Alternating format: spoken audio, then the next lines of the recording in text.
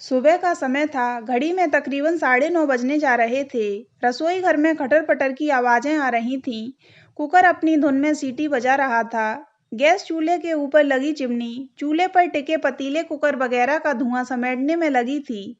अफरा-तफरी का माहौल था। शालिनी अपने घरेलू नौकर छोटू के साथ नाश्ता बनाने में लगी थी। छोटू वैसे तो छोटा था, उम्र यही कोई 13-14 साल, लेकिन काम निपटाने में वह बड़ा उस्ताद था।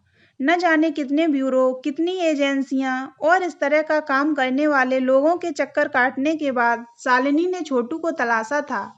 2 साल से छोटू टिका हुआ, ठीक ठाक चल रहा था, वरना हर 6 महीने बाद नया छोटू तलाशना पड़ता था।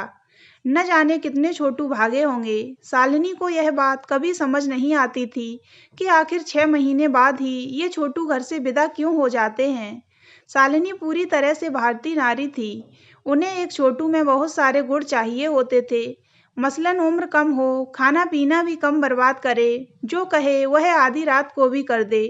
वे मोबाइल फ़ोन पर दोस्तों के साथ ऐसी-वैसी बातें करें तो उनकी बातों पर कान न धरे। रात को बचा-खुचा खाना सुबह और सुबह का शाम को खा ले।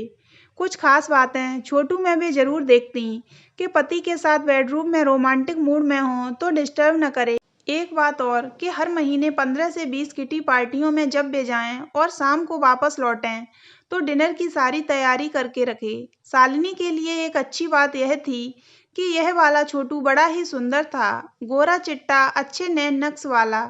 यह बात वे कभी ज़बान पर भले ही न ला पाई हों, लेकिन वे जानती थीं कि छोटू उनके खुद के बेटे अनमोल से भी ज़्यादा सुंदर था। अनमोल भी इसी की उम्र का था, 14 साल का। घर में इकलौता अनमोल, शालिनी और उनके पति, कुल मिलाकर 3 सदस्य थे। ऐसे में अनमोल की शिकायतें रहती थीं कि उसका एक भाई या बहन क्यों नहीं है, वह किसके साथ खेले। नया छोटू आने के बाद शालिनी की एक समस्या यह भी दूर हो गई कि अनमोल खुश रहने लग गया था। शालिनी ने छोटू को यह छूट दे दी कि जब वह काम से फ्री हो जाए तो अनमोल के साथ खेल लिया करे।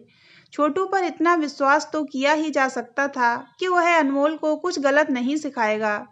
छोटू ने अपने अच्छे बर्ताव और कामकाज से शालिनी का दिल जीत लिया था, लेकिन वे यह कभी बर्दाश्त नहीं कर पाती थीं कि छोटू कामकाज में थोड़ी सी भी लापरवाही बरते।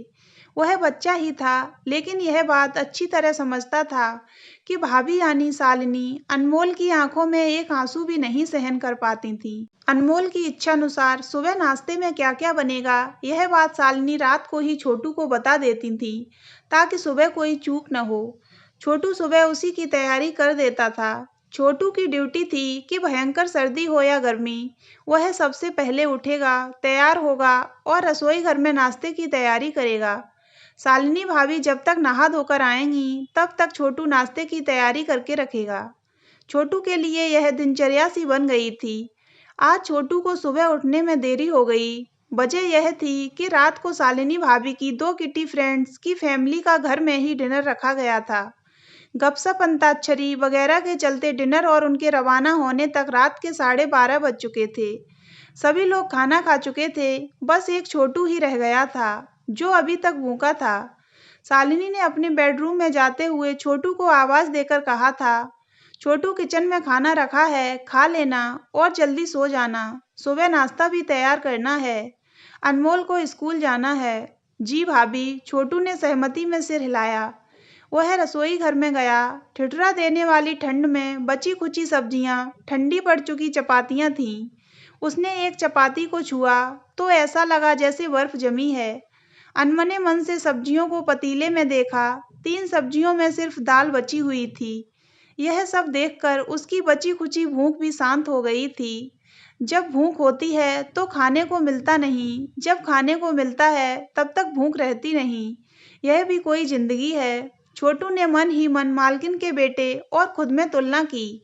क्या फर्क है उसमें और मुझ में? एक ही उम्र, एक जैसे इंसान, उसके बोलने से पहले ही न जाने कितनी तरह का खाना मिलता है, और इधर एक मैं, एक ही माँ बाप के 5 बच्चे, सब काम करते हैं लेकिन फिर भी खाना समय पर नहीं मिलता। जब जिस चीज़ की ज़रूरत हो तब न मिले तो कितना दर्द होता है, यह बात छोटू से ज़्यादा अच्छी तरह कौन जानता होगा। छोटू ने बड़ी मुश्किल से दाल के साथ एक चपाती खाई और अपने कमरे में सोने चला गया।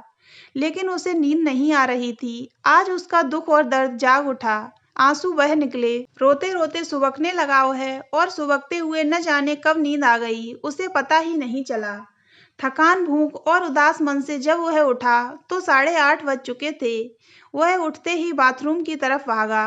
गर्म पानी करने का समय नहीं था तो ठंडा पानी ही उड़ेला। नहाना इसलिए जरूरी था कि भाभी को बिना नहाए किचन में आना पसंद नहीं था। छोटू ने किचन में प्रवेश किया तो देखा कि भाभी कमरे से निकलकर किचन की ओर आ रही थी। शालिनी ने जैसे ही छोटू को 8:45 रसोई घर में घुसते देखा तो उनकी त्योरियां चढ़ गईं। छोटू इस समय रसोई में घुसा है, यह कोई टाइम है उठने का? रात को बोला था कि जल्दी उठकर किचन में तैयारी कर लेना, जरा सी भी अक्ल नहीं है तुझमें। शालिनी नाराजगी का भाव लिए बोली, सॉरी भाभी, रात को नींद नहीं आई, सोया तो लेट हो गया। छोटू बोला, तुम नौकर लोगों को तो बस छूट मिलनी चाहिए, 1 मिनट में सिर पर चढ़ जाते हो। महीने के 5,000 रुपए, खाना पीना, कपड़े सब चाहिए तुम लोगों को, लेकिन काम के नाम पर तुम लोग ढीले पड़ जाते हो। गुस्से में शालिनी बोली, आगे से ऐसा नहीं होगा भाभी। छोटू बोला, अच्छा अच्छा, अब ज्यादा बातें मत बना, जल्दी जल्दी काम कर, शालिनी ने कहा। छोटू और शालिनी दोनों तेजी से रसोई घर में काम निपटा रहे थे। तभी बेडरूम से अनमोल की तेज आवाज आई, मम्मी आप कहाँ हो? मेरा नाश्ता तैयार हो गया क्या? मुझे स्कूल जाना है। लो, वह उठ गया अनमोल, अब तूफान खड़ा कर देगा।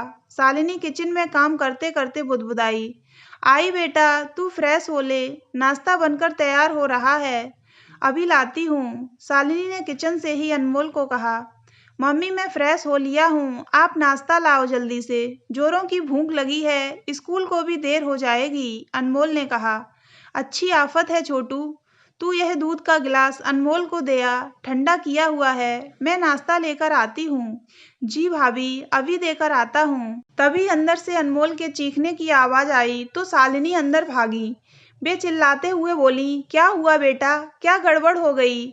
मम्मी दूध गिर गया, अनमोल चिल्ला कर बोला। ओह, कैसे हुआ यह सब? शालिनी ने गुस्से में छोटू से पूछा। भाभी, छोटू कुछ बोल पाता उससे पहले ही शालिनी का थप्पड़ छोटू के गाल पर पड़ा। तूने जरूर कुछ गड़बड़ की होगी। नहीं भाभी, मैंने कुछ नहीं किया। वह अनमोल भैया, चुप कर बदतमीज, झूठ बोलता है। शालिनी का गुस्सा फट पड़ा। मम्मी, छोटू का कसूर नहीं था, मुझसे ही गिलास छूट गया था। अनमोल बोला, चलो कोई बात नहीं, तू ठीक तो है ना? जलन तो नहीं हो रही ना? ध्यान से काम किया कर बेटा।